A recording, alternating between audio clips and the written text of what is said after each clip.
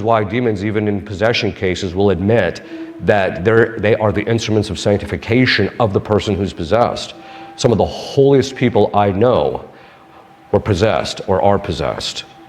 I knew a woman that actually reached the 4th level of prayer and started having mystical contemplation just as the possession broke. That's 4 levels. She managed to get up 4 levels. There's 9. Most people never get past the 2nd. And then one of the cases that I'm working with now, she's possessed by Beelzebub, which is the demon of impurity, and I've seen her go 6 months without committing venial sin. She took a vow of chastity 14 years ago once the possession was outed, and she's never once violated it. And so he has become the instrument of her sanctification. She's becoming one of the most, if there's any person that I can say that has the true virtue of virtue of mortification, that willingness to suffer, it's her.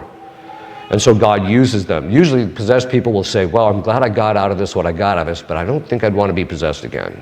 Right? But this tells us, okay, so that's just how demons function psychologically. And each time you get a different demon, and you can just see by their patterns of thinking that their characteristics are different. Like I said, their personalities are very different.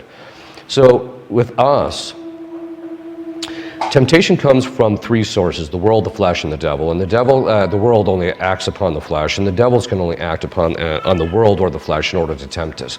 So it all hinges upon the flesh. But the point being is that demons are not the cause of every form of temptation.